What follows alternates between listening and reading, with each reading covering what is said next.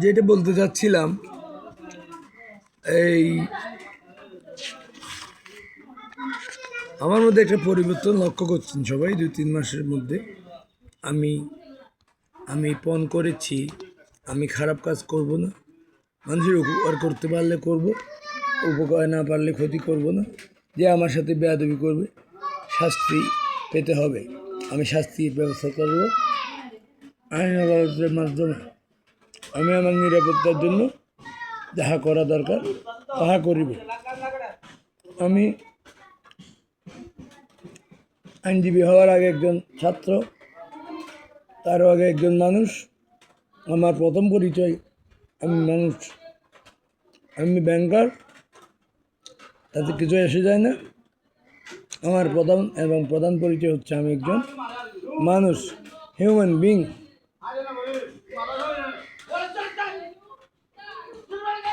সামাজিক জীব।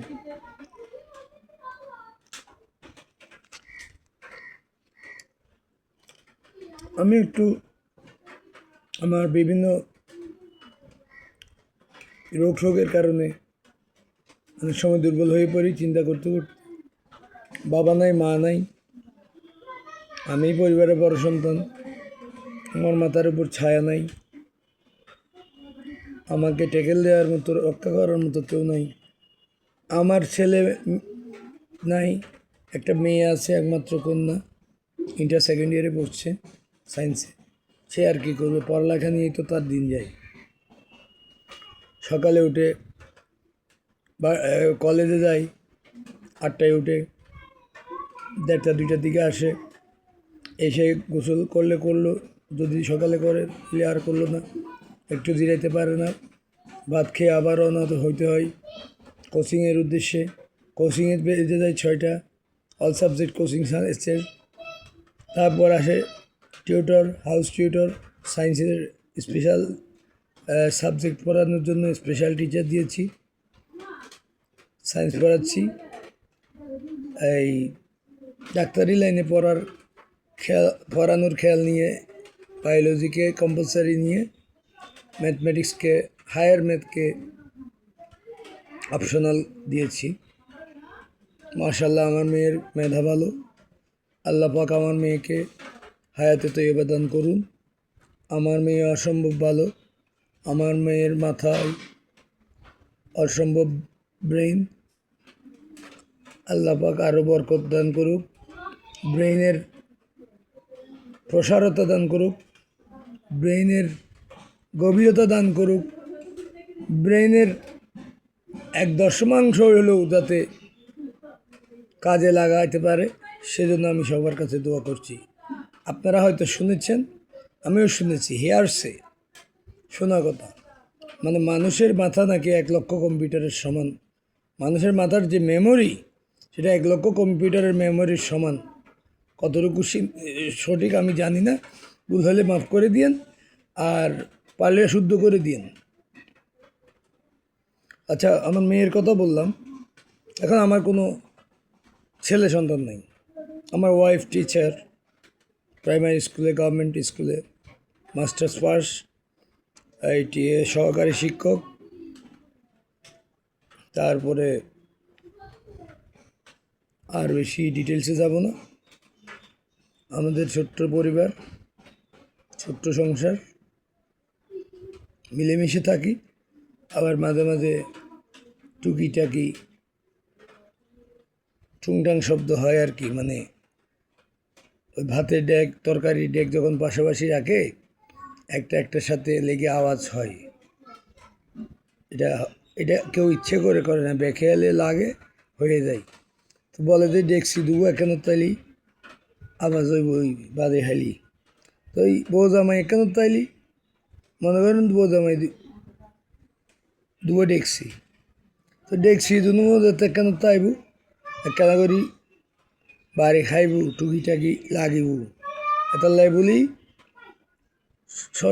হঠাৎ করে হন সিদ্ধান্ত লন, ঠিক ন ডিভোর্স দি ফেলাইম, ফেলাইলাম, হট করি লেটার দি ফেলাইলাম, আবার লেটার ইন ফেরত দন, আবার উইড্র করন, ইন হতিন বাইকা হা মায়ে এত দিয়ে বহুত করছি, বহুত বিয়ে ফরাই বহুত বিয়ে ভাঙ্গি আর ইচ্ছে ন বাগাই তার ইচ্ছে ভাঙ্গি যারা গইতু চাই করে দিই যারা মন থিত ইয়ে ভাঙতু চাই ভাঙি দিই বিনিময়ে পয়সা পাই এত উকালতি করতাম পারিশ্রমিক পাইতাম পয়সার বিনিময়ে কাজ করতাম এখন আমার ব্যাপারে আমি সিদ্ধান্ত নিতে পারি না কারণ আরেকজনেরটা নিছি সংসার ভাঙি দিলে সে কোথায় যাবে গা জামাই কোথায় যাবে গা সে একটা বিয়ে করবে জামাই আরেকটা বিয়ে করবে সেই পথে বেশিরভাগ রিক্সাওয়ালা ভ্যাঙ্গারিওয়ালা চার দোকানের কর্মচারী তারপরে দোকানদের কর্মচারী অথবা লেবার টাইপ অথবা ওই কি আছে না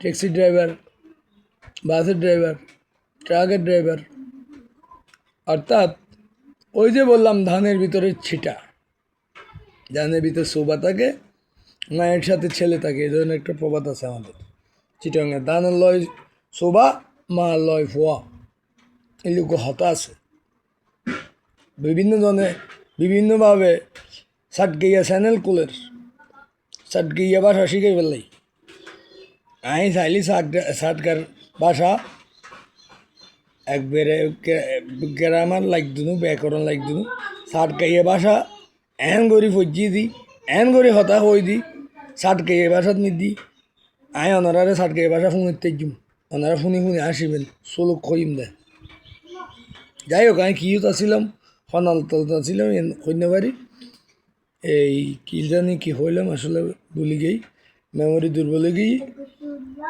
ওই ডায়াবেটিসের কারণে নানা রকম রোগবাদী দেখা বাঁধি হয়ে গেছি সাথে সাথে মেমোরিও দুর্বল হয়ে গেছি তো যে হইতে চাইলাম আসলে এখন না হইতে আমি যাই হোক যা বলছি ক্ষমা সুন্দর দৃষ্টিতে দেখবেন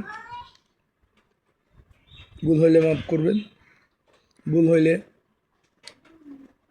পরিমার্জন করবেন সংশোধন করে দেবেন আমি আপনার কাছ থেকে শিখব কারণ আমি জানি একজন মানুষ এক জীবনে সব বিষয়ে জ্ঞান অর্জন করা সম্ভব না সব বিষয়ে পাণ্ডিত্য অর্জন করা সম্ভব না যারা করে একটাতে করে একটার উপর মাস্টার্স করে একটার উপর পিএইচডি করে দ্যাটস না লেখাপড়া শেষ ডক্টরেট ডিগ্রি হয়ে গেছে তারপরে এমফিল করে এদূর এরপরে মাস্টার্স বিভিন্ন সাবজেক্টে করতে পারে তো সেটা হচ্ছে কথা জাস্ট বলবে যে তুমি কি ডক্টরেট ডিগ্রি হয়েছো তুমি কি পিএইচডি হোল্ডার হয়েছো তুমি কি এমফিল করেছো নো আমি করিনি আমি এলএলবি অনার্স এলএলএম পড়েছি আমি অ্যাডভোকেটশিপ পরীক্ষা দিয়ে কম্পিটিটিভ পরীক্ষা দিয়ে অ্যাডভোকেট হয়েছি আমার জায়গায় আমি আছি আবার কম্পিটিটিভ পরীক্ষা দিয়ে ব্যাংকে চাকরি পেয়েছি ওকালতি বাদ দিয়ে ব্যাংকে চলে আসছি আমার বলতে দিতে নাই সত্য কথা বলিতে আমার ফাঁসি হইলেও আমি সত্য কথা বলে যাব মিথ্যা আমি বলবো না মিথ্যা একটা মিথ্যা বলার জন্য 10টা সত্য ডাকতে হয় একটা মিথ্যা ডাকার জন্য 10টা সত্য হারিয়ে যায় একটা মিথ্যাকে সত্য প্রমাণিত করার জন্য সো এত মিথ্যা বলে লাভ কি যাহা সত্য তাহা বলিব কাঠ ঘরে দাঁড়ালে শপথ পাঠ করানো হয় কি জানি শপথ পাঠ করানো হয় সদা সত্য কথা বলিব সত্যকে সত্য বলিব মিথ্যাকে মিথ্যা বলিব মিথ্যাকে সত্য বলিব না এই জাতীয় কথা আসলে কথাটা আমি ভুলে গেছি আদালতে যাওয়া হয়েছে অনেক বছর কী করবো কপালের ফের পেটে রয়েছে ক্ষুধা চাহিদা বেশি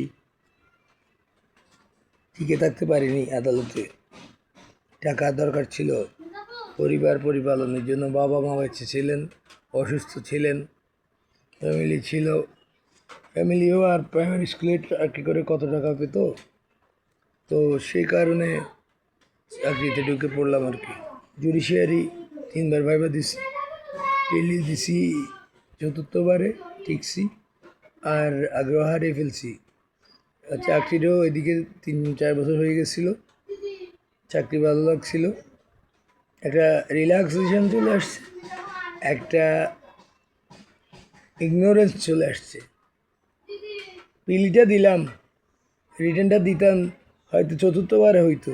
চতুর্থবারে আমার বন্ধু, চতুর্থ বা পঞ্চমবারে আমার বন্ধু হারুন রশিদ, আপনারা সবাই চিনেন, বাংলাদেশের সবাই চিনে, হাটাজারিতে ইলেকশনের দিন যেই এই ম্যাজিস্ট্রেট, জুডিশিয়াল ম্যাজিস্ট্রেটকে তখন এক্সিকিউটিভ ম্যাজিস্ট্রেট করা হয়েছিল, ভ্রাম্যমাণ আদালত করা হয়েছিল, তখন সেই ভোট দখলের কালে, সেন্টার দখলের কালে, সেন্টারে গিয়ে শোডাউন দেওয়ার কালে অস্ত্র প্রদর্শনের কারণে তাকে তাৎক্ষণিকভাবে আমার বন্ধু তার বিচার বিবেচনায় আইন অনুযায়ী 2 বছরের সাজা দেন। এটা পরে গিয়ে আপিল হয়েছে, যাই হয়েছে, এটা ওই যে ছাত্রলীগের, মহানগর ছাত্রলীগের সেক্রেটারি না কি জানি, এই রনি নাম, রনিকে 2 বছরের সাজা দিয়েছিল। রনি হাইকোর্টে গিয়ে ওটা কোয়াশমেন্ট করছে নাকি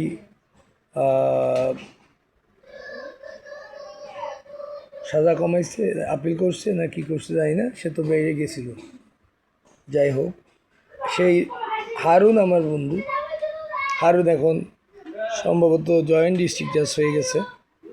আর আমাদের মূল ব্যাচের 7 সালের ব্যাচের যারা প্রথম ব্যাচে পরীক্ষা দিয়েছিলাম তারা এখন অ্যাডিশনাল ডিস্ট্রিক্ট জাজ। আমার অনেক বন্ধু অ্যাডিশনাল ডিস্ট্রিক্ট জাজ, বন্ধু এবং বান্ধবী। চিফ জুডিশিয়াল ম্যাজিস্ট্রেট আছে, অনেক বড় ভাই এবং এই ছোটো ভাইয়েরাও আছে, তারাও আগে গেছেন, যারা প্রথমে টিকে গেছেন চিফ জুডিশিয়াল ম্যাজিস্ট্রেট হয়েছেন। নাম বলতে পারি, এখন যদি আমার ভুল না হয়, কক্সবাজারের চিফ জুডিশিয়াল ম্যাজিস্ট্রেট জনাব আবদুল্লাহ আল মামুন ভাই, আবদুল্লাহ আল মামুন সাহেব। হ্যাঁ, আর আমার মনে হয় খাগড়াছড়িতে আমাদের আছেন চিফ জুডিশিয়াল ম্যাজিস্ট্রেট সম্ভবত এলাহি ভাই। আমি আসলে শিওর না, আমি অসুস্থতার কারণে অনেক কিছু থেকে দূরে আছি। আর বিভিন্ন জায়গায় চিফ জুডিশিয়াল ম্যাজিস্ট্রেট পদটা আমাদের বন্ধুবান্ধবে ভরা। আর এডিশনাল ডিস্ট্রিক্ট জাজে আছে, তারপরে ওই ছোটো ভাইরা যারা অনেক পরের, তারা আছে সিনিয়র জুডিশিয়ালে। আর আমাদের বন্ধুরা আরেকটা প্রমোশন পাইলে আলহামদুলিল্লাহ, আল্লাহ পাক তাদেরকে বড় করুক, তারা জেলা জজ বাহাদুর হবেন, ডিস্ট্রিক্ট অ্যান্ড সেশন জাজ, একটা জেলার প্রধান হাকিম হবেন। আল্লাহ তাদের এই হায়াতে তৈয়বা দান করুন, তাদেরকে ন্যায় বিচার করার তৌফিক দান করুন, অন্যায়ের কাছে মাথা যেন তারা নত না করে, সেই কামনা করি। অন্যায্য দাবি নিয়ে আমি কোনো বন্ধুর কাছে এ পর্যন্ত যাইনি। আমি তেমন কোনো বড় প্রয়োজনে বন্ধুকে ব্যবহার করিনি, কারণ আমি আছি আলহামদুলিল্লাহ, আমিও তো একজন মানুষ, আমারও তো ছোটোখাটো পরিচয় আছে, আমি আমাকে দিয়েই চলে যেতে পারি। আমি তো ক্রিমিনাল না, আমি তো ডাকাত না, আমি হইলাম ক্রিমিনাল আর ডাকাতের সর্দার। কারণ কি, মার্ডার করে এসে আমার কাছে এসে উল্টাপাল্টা বলতে পারে না, ক্রিমিনাল দর্শন করে এসে আমার কাছে এসে উল্টাপাল্টা বলতে পারে না। আমাদের কাছে, not to me but to our group, to our generation, to our